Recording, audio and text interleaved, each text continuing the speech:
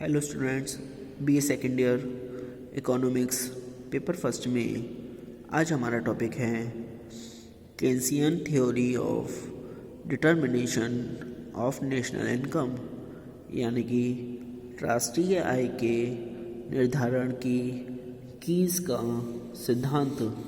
इसमें सुनिए।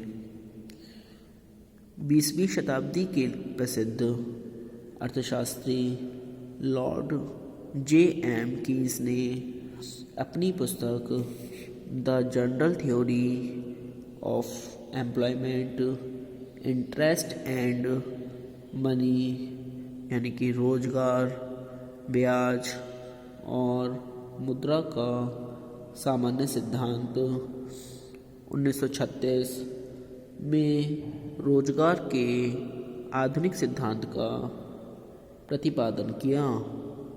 Lord Keynes के अनुसार एक पूंजीवादी विकसित अर्थव्यवस्था में पूर्ण रोजगार की स्थिति सामान्य स्थिति नहीं है। वास्तव में हर अर्थव्यवस्था में बेरोजगारी पाई जा सकती है।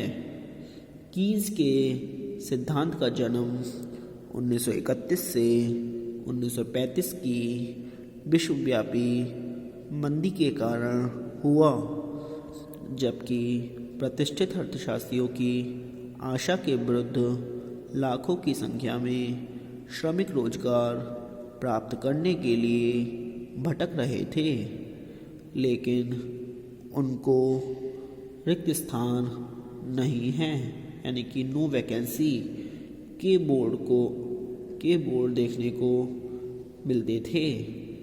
ब्याज की दर निम्नतम स्तर पर पहुंच गई थी, लेकिन विनियोग की मात्रा नहीं बढ़ पा रही थी। ऐसे समय में कीन्स ने अपनी पुस्तक जनरल थ्योरी, यानी कि सामान्य सिद्धांत का प्रतिपादन कर उन घटकों का विश्लेषण किया जो पूंजीवादी अर्थव्यवस्था में रोजगार व उत्पादन स्तर को प्रभावित करते हैं। कीन्स का विश्लेषण एक अल्पकालीन विश्लेषण है। कीन्स के रोजगार सिद्धांत को भली भांति समझने के लिए हमें सर्वप्रथम यह मालूम होना चाहिए कि कीन्स ने आय, रोजगार व उत्पादन में कोई अंतर नहीं माना है। अब आता है आगे। Homogeneity in income, employment and production, यानी कि आय, रोजगार व उत्पादन में समरूपता। सुनिए इसमें।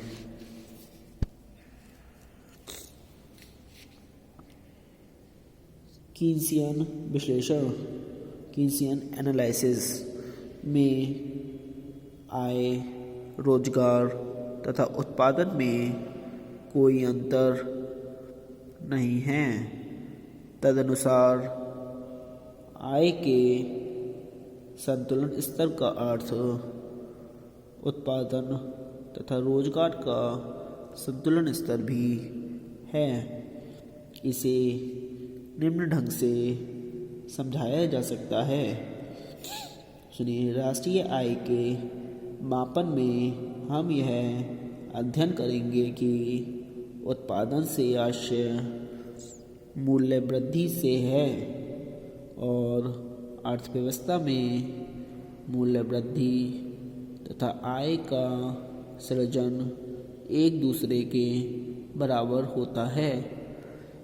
स्पष्टतया उत्पादन और आय एक ही सिक्के के दो पहलू हैं, अर्थात दोनों में कोई अंतर नहीं है।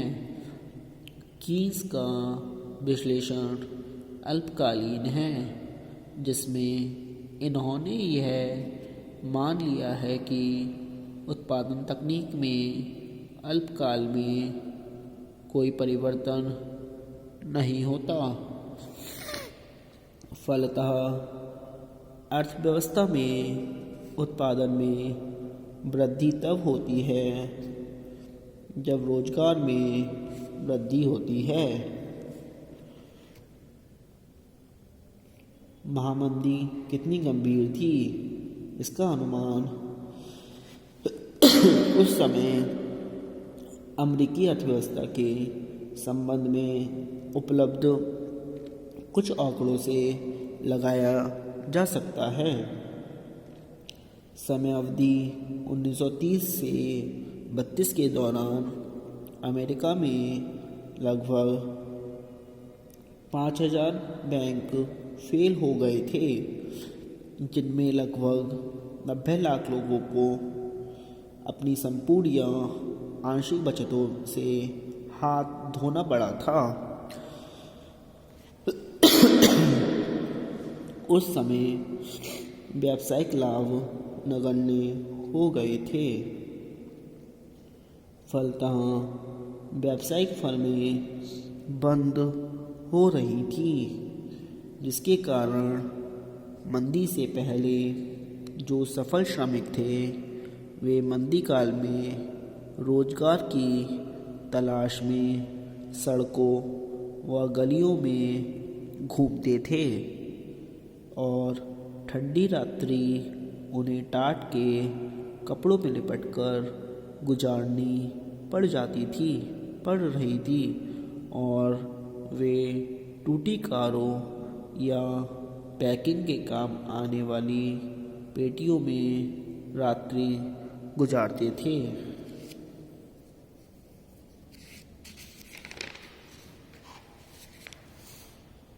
अन्य शब्दों में उत्पादन उसी अनुपात में बढ़ता है जिस अनुपात में रोजगार का स्तर बढ़ता है। स्पष्टतया उत्पादन के स्तर और रोजगार के स्तर में कोई अंतर नहीं होता है।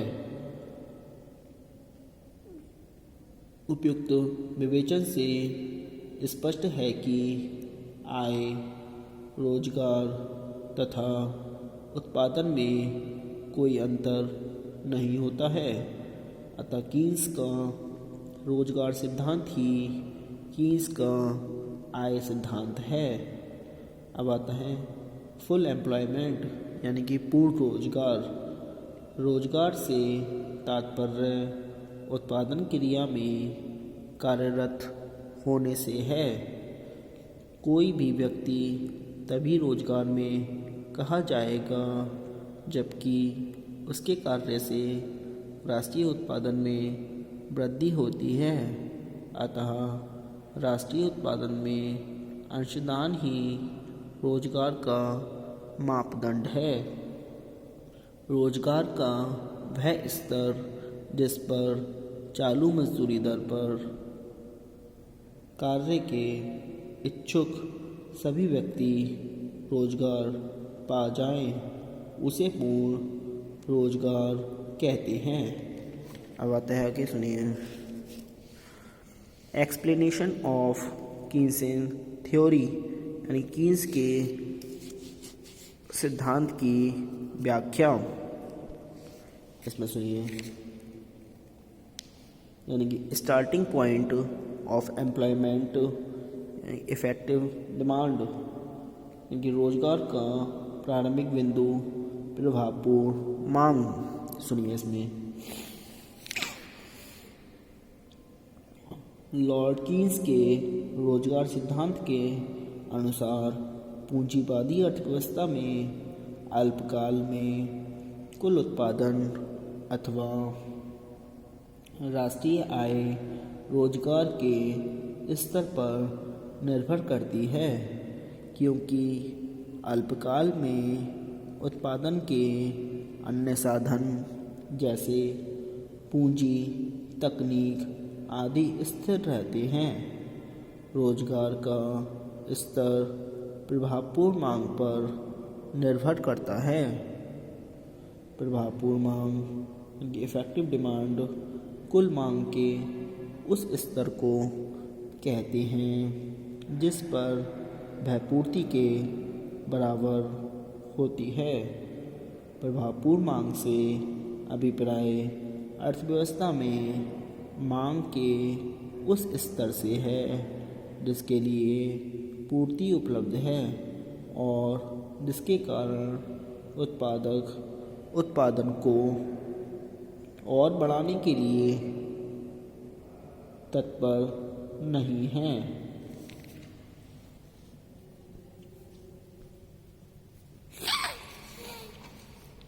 अर्थात यदि उत्पादन को और बढ़ाना होगा तो अर्थव्यवस्था में मांग के स्तर में और वृद्धि करनी पड़ेगी। उदाहरण के लिए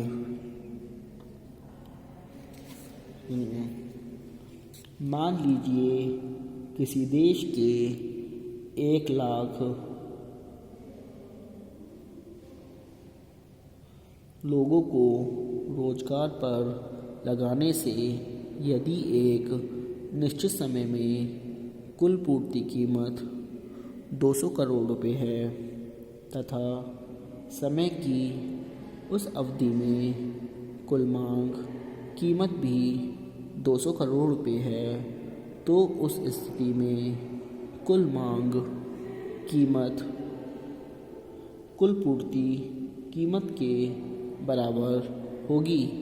अतएव 200 करोड़ रुपए की कुल मांग कीमत को प्रभावपूर्ण मांग कहा जाएगा।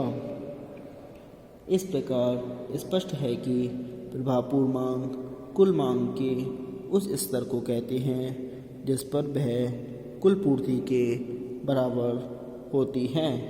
दूसरे शब्दों में प्रभावपूर्ण मांग कुल मांग वक्र पर स्थित वह बिंदु है जहाँ कुल पूर्ति के वक्र इसे काटता है। आज के लिए इतना ही। Thank you very much.